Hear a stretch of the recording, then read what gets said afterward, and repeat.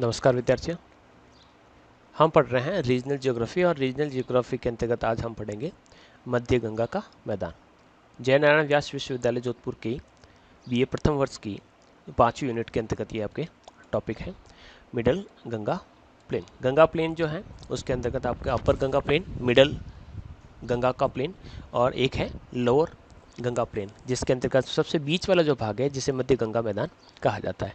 तो संपूर्ण बिहार तथा पूर्वी उत्तर प्रदेश की मैदानी भाग के अंदर ये शामिल है, जिसके उत्तर में आपको शिवालिक देखने को मिलेगा, यानी शिवालिक के बाद ही आपके गंगा के प्लेन स्टार्ट होते हैं। दक्षिण में आपके प्रायद्वीपीय जो पठार है वो आपको देखने को मिल रहा है। यहाँ पर आपको 150 मीटर तक की जो समोच्च रेखा है, यानी 150 मीटर की जो समोच्च रेखा है वो इसको सीमा, यानी सबसे पूरा जो क्षेत्र है वह लगभग 150 मीटर ऊंचा मीन सी लेवल तक आपको देखने को मिलता है। पश्चिमी जो सीमा है वो, यानी इस क्षेत्र की इस भाग की जो पश्चिमी सीमा है वहाँ पर 100 सेंटीमीटर वर्षा जो रेखा है वो निर्धारित करती है।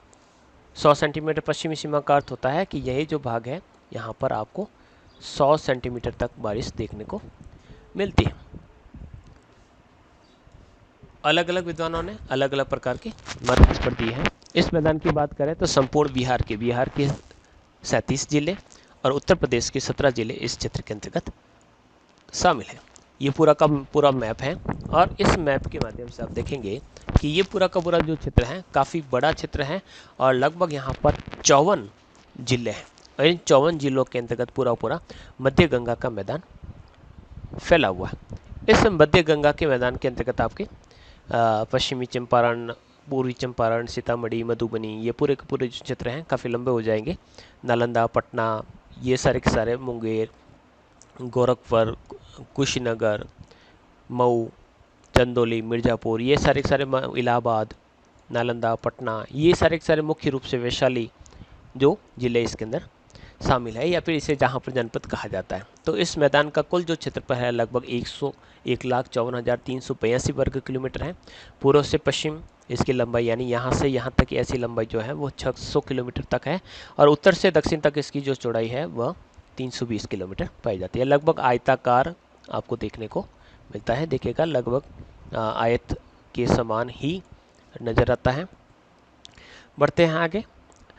अक्षांशीय विस्तार की बात करें तो 24 डिग्री 30 मिनट से 27 डिग्री 50 मिनट उत्तरी अक्षांश तथा देशांतरीय विस्तार जो है 81 डिग्री 47 पूर्वी देशांतर से 87 डिग्री 50 मिनट पूर्वी देशांतर के बीच में पाया जाता है। जनगणना 2001 की बात करें तो यहाँ पर 1,28,000 यहाँ पर 12 आप देख सकते हैं लगभग 1286.4 लाख यहाँ पर लोग निवास करते थे। जनसंख्या घनत्व लगभग 833 व्यक्ति प्रति वर्ग किलोमीटर है, जो कि अब 2011 तथा 21 तक काफ़ी बढ़ चुका होगा। मैदान अपनी मानवीय, सांस्कृतिक और आर्थिक महत्व के कारण भारत का हृदय स्थल बन चुका है, यानी यहाँ की जो एग्रीकल्चर जो डेवलपमेंट है वो काफ़ी इतना अधिक है तो इसे भारत का हृदय स्थल के रूप में भी जाना जाता है। बढ़ते आगे।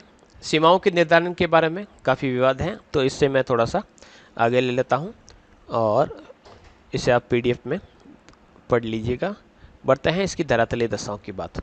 तो ये पूरा का पूरा जो मैदान है उत्तरी व दक्षिणी सीमा के कुछ सीमावर्ती भागों को छोड़कर पूरा का पूरा जो मैदान है वह गंगा मैदान का ही एक अंग है।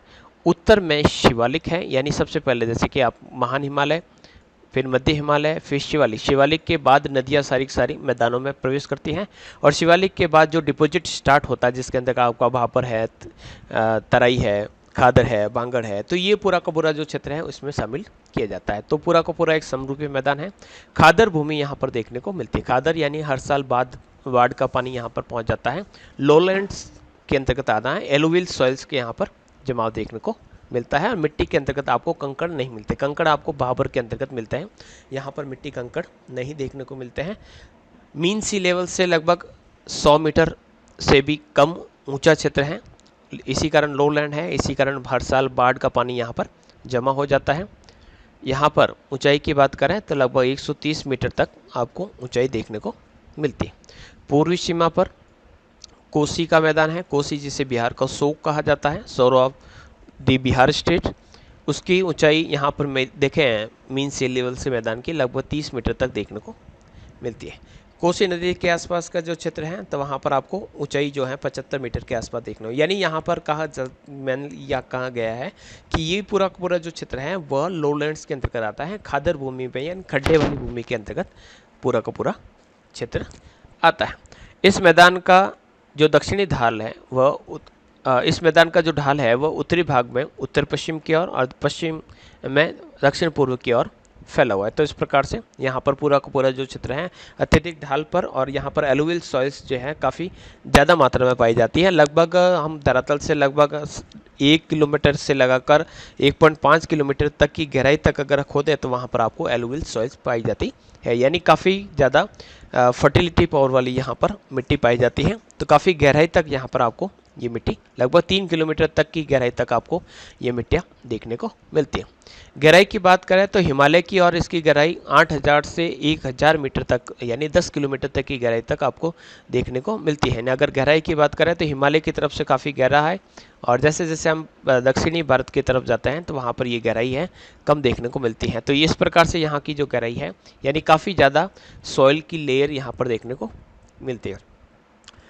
मैदान के उत्तरी भाग में ऊपरी गंगा मैदान जो है उसकी अपेक्षा खादर का विस्तार काफ़ी अधिक इस क्षेत्र के अंतर्गत देखने को मिलता है। बांगड़ का विस्तार यहाँ पर कम है। नदियाँ यहाँ पर बाढ़ के मैदानों को बनाती हैं, काफ़ी ज़्यादा फैलाव रखती हैं। कोसी नदी में बाढ़ लाने के लिए बदनाम है, यानी सोरो ऑफ बिहार के नाम से जाना जाता है।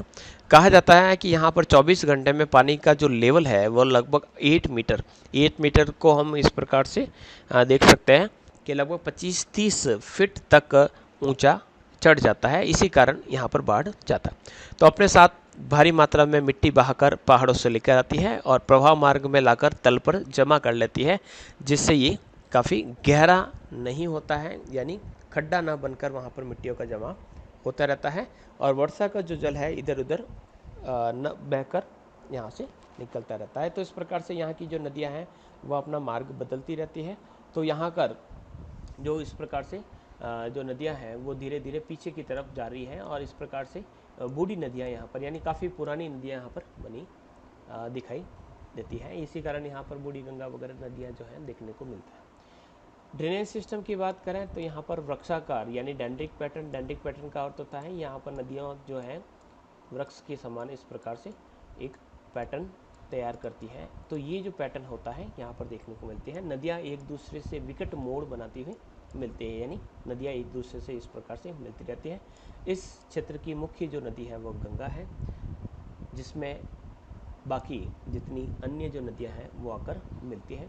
घाघरा, गंडक, कोसी उत्तरी भाग की प्रमुख नदियाँ हैं। इसी प्रकार से सोन दक्षिण की प्रमुख नदियाँ हैं। गंगा नदी यहाँ पर विसर्प यानी मियांडर बनाती हुई इस प्रकार से चलती है। तो मियांडर्स होंगे तो यहाँ पर ऑक्सबोर्ड लेक भी देखने को मिलेगा, यानी आपको गोखुर झील भी यहाँ पर देखने को मिलेगी। बाढ़ के मैदान का विस्तार काफ़ी अधिक देखने को मिलता है। घाघरा सरयू पार का जो मैदान, घाघरा जो है सरयू पार मैदान की प्रमुख नदी है, घाघरा नदी है। इसके अलावा राप्ती, कुआना, छोटी गंडक, ये छोटी छोटी नदियाँ यहाँ पर देखने को मिलती हैं। इसके अलावा गंडक मिथिला मैदान का निर्माण करती है। इसके पूर्व में कोसी नदी है।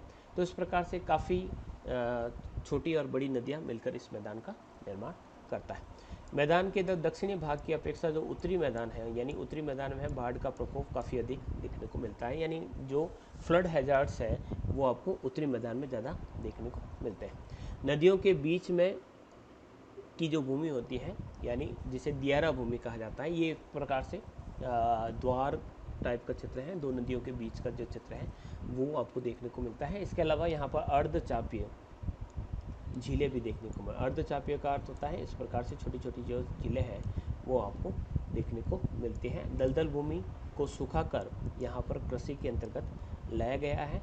इसके अलावा यहाँ पर झीलों और पोखरों का जो पानी है वहाँ पर मत्स्य पालन का कार्य भी किया जाता है, और बाड़ें जो होती हैं यहाँ की कृषि के लिए काफ़ी लाभदायक मानी जाती है।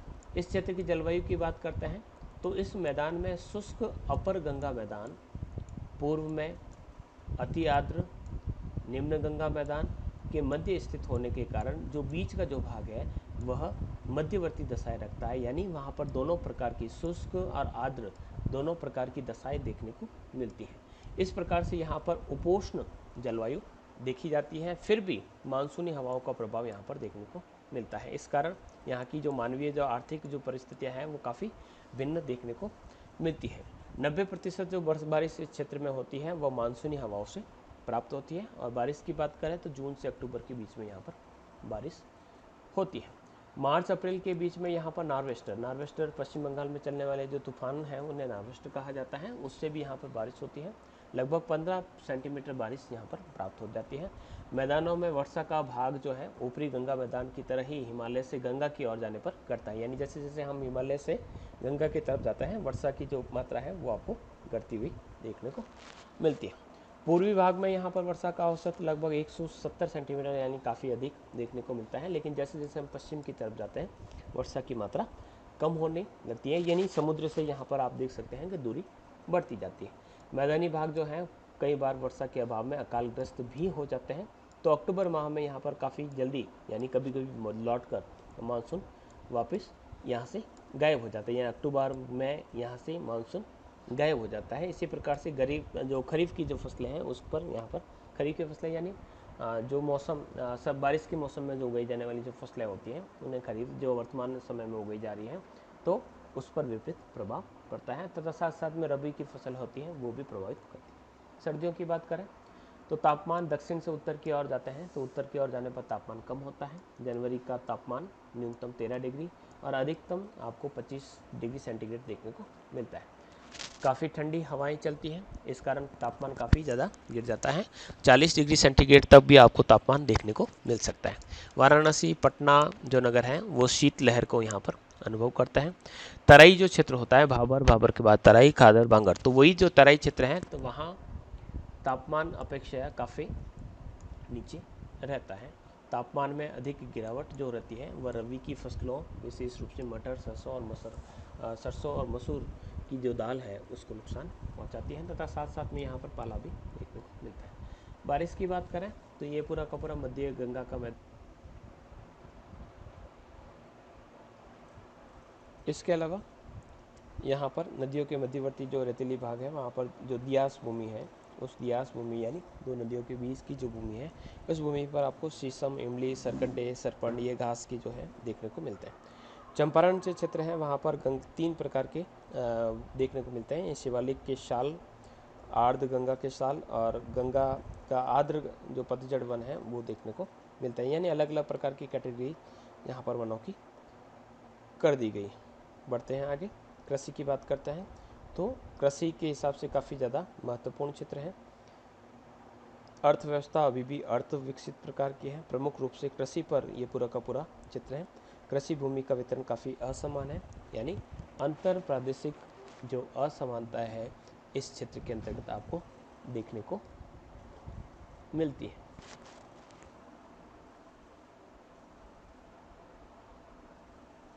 कुल भूमि में कृषि का जो प्रतिशत है जैसे जैसे हम दक्षिण से उत्तर की तरफ जाएंगे या पश्चिम से पूर्व की तरफ जाएंगे तो वो आप बढ़ता नजर आएगा, यानी आप दक्षिण से उत्तर की तरफ जाएंगे कृषि क्षेत्र बढ़ेगा, पश्चिम से पूर्व की तरफ जाएंगे तो भी कृषि क्षेत्र बढ़ेगा। दक्षिणी बिहार का जो मैदान है वहाँ पर कृषि का जो प्रतिशत है 64 से 67 के बीच मिलता है, जबकि उत्तरी मैदान बिहार का जो मैदान है वहाँ पर 70 से अधिक आपको देखने को मिलता है। पूर्वी यूपी के अधिकांश जो जिले हैं वहाँ पर कृषि भूमि का जो प्रतिशत है यानी 75% का जो अधिक क्षेत्र है वहाँ पर कृषि कार्य किया जाता है। तो इस प्रकार मैदान के यूपी के राज्य के अधिकांश जो भूभाग है वहाँ पर कृषि का जो प्रतिशत है वह बिहार की अपेक्षा काफ़ी अधिक देखने को मिलता है। इसके अलावा उत्तरी और दक्षिणी जो सीमावर्ती क्षेत्र है वहाँ पर कृषि भूमि का प्रतिशत आपको काफ़ी कम देखने को मिलता है। संपूर्ण रूप से यहाँ की समस्त भूमि का लगभग 75% जो भाग है वो कृषि योग्य है, 13% कृषि के लिए बिल्कुल अयोग्य है और 12% जो है वो कृषि के लिए बिल्कुल उपलब्ध या आसानी से सुलभ नहीं है। यहाँ लगभग 70% भूमि पर कृषि की जाती है। शेष जो कृषि योग्य भूमि है वह प्रति भूमि के रूप में देखने को मिलती है या फिर सुविधाओं के अभाव में यहाँ पर कृषि करने के लिए काम में नहीं आती। फसलों की बात करें तो यहाँ की जो प्रमुख फसल है वो चावल है, इसके अलावा गेहूँ, जौ, चना, दालें, मक्का, तिलहन और गन्ना देखी जाती हैं। जूट यहाँ पर नए रूप में उगाई जाती है, पहले नहीं उगाई जाती थी। खाद्यान्न फसलों में चावल मुख्य है। कृषि भूमि के 32% भूभाग पर चावल उगाया जाता है। उत्तर से पूर्व की ओर जैसे जैसे बारिश बढ़ती है वैसे वैसे उसकी मात्रा भी बढ़ती रहती है। दक्षिण पश्चिम में इसका महत्व कम हो जाता है। सरयू पार का जो मैदान है, जहाँ जहाँ पर सिंचाई की सुविधाएं हैं वहाँ पर चावल पर्याप्त रूप से उगाया जा सकता। इसके अलावा गंगा घाघरा का दोआब सरयू पार मैदान में औसत रूप से 15 से 30% कृषि भूमि पर चावल उगाया जाता है। खरीफ यहाँ की मुख्य फसल है। बिहार के मैदानी भाग की 45% कृषि भूमि पर चावल उगाया जाता है। कोसी मैदान गंगा मैदान में कहीं कहीं चावल की 2 फसलें उगाई जाती हैं। प्रति हेक्टेयर उत्पादन लगभग 1331 किलोग्राम आपको देखना, लगभग 1.5 क्विंटल आपको पर हेक्टेयर उत्पादन चावल का देखने को मिलता है। रबी की फसल के रूप में गेहूं उगाया जाता है, जो दरभंगा मुंगेर वाला जो दोमट क्षेत्र मिट्टी का क्षेत्र है वहाँ पर उगाया जाता है। इसके अलावा यहाँ पर जौ उगाया जाता है। जौ यहाँ पर बिहार के मैदान के उत्तर पश्चिमी भी जिलों के अंतर्गत उगाया जाता है। पश्चिम से पूर्व की ओर बढ़ने पर जौ का जो स्थान है वह मक्का ले लेता है। व्यापारिक फसलों की बात करें तो यहाँ पर अरहर मूंग मसूर केसरी ये प्रमुख दालें यहाँ पर उगाई जाती हैं। 25% भाग पर ये दालें व्यापारिक रूप से उगाई जाती हैं। अरहर का उत्पादन काफ़ी मात्रा में किया जाता है।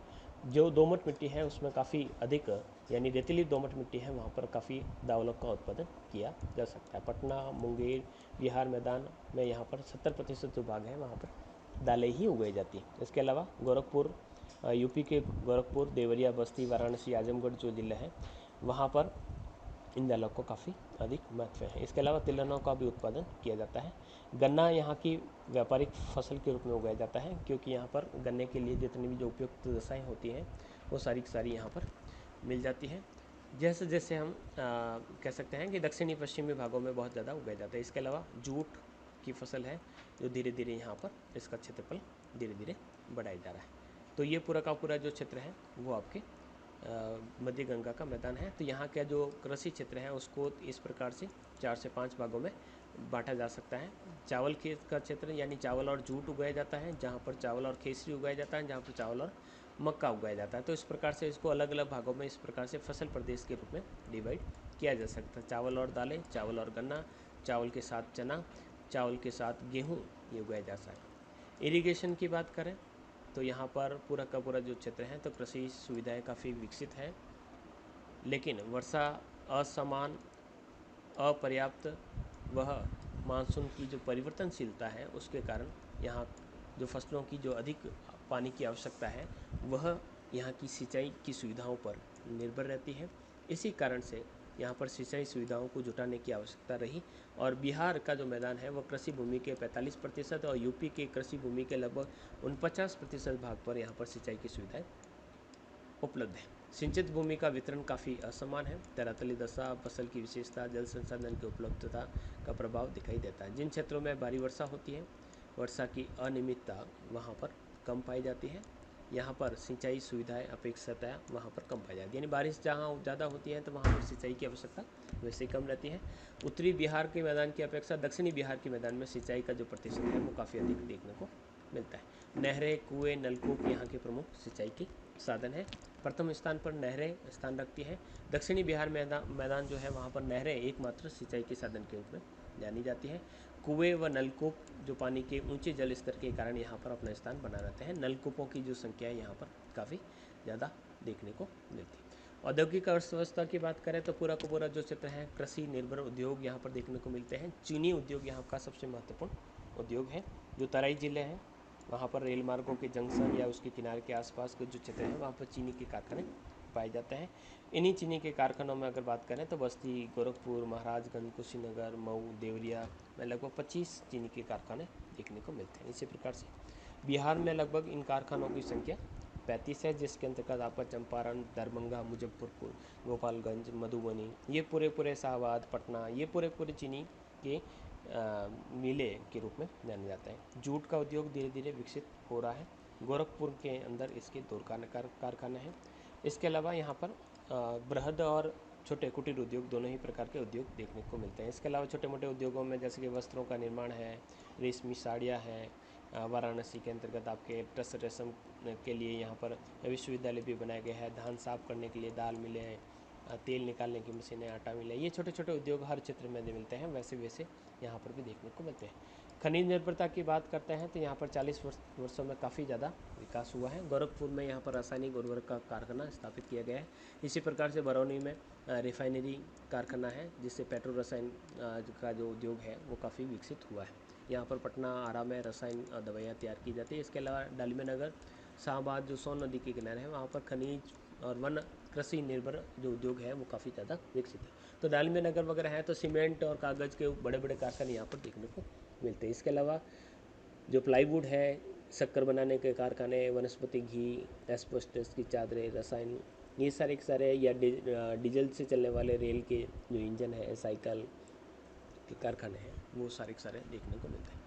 ट्रांसपोर्टेशन की बात करें तो तीनों ही प्रकार के जो ट्रांसपोर्टेशन की जो सुविधाएं हैं वो यहाँ पर अवेलेबल है। यहाँ तक भी यहाँ पर की बात करें तो पूरा का पूरा जो रेल मार्गों का जो है यहाँ पर जाल बिछा हुआ है, तब और इसके साथ साथ ही यहाँ पर सड़क मार्गों का भी काफ़ी ज़्यादा विकास हुआ है। तो इस प्रकार से ये पूरा का पूरा जो क्षेत्र है यहाँ पर बात करें तो गंगा नदी बहती है, और गंगा नदी है यहाँ पर आंतरिक जल मार्ग की सुविधा भी प्रदान करती हैं। तो पहले कोलकाता से पटना तक यहाँ पर स्टीमर की सुविधा उपलब्ध थी, जिसे धीरे धीरे बढ़ा दिया गया है, और इस प्रकार से यहाँ पर जल यातायात, वायु यातायात, सड़क यातायात और रेल यातायात, चारों प्रकार के यातायात के साधनों का काफ़ी ज़्यादा विकास हुआ है। Thank you.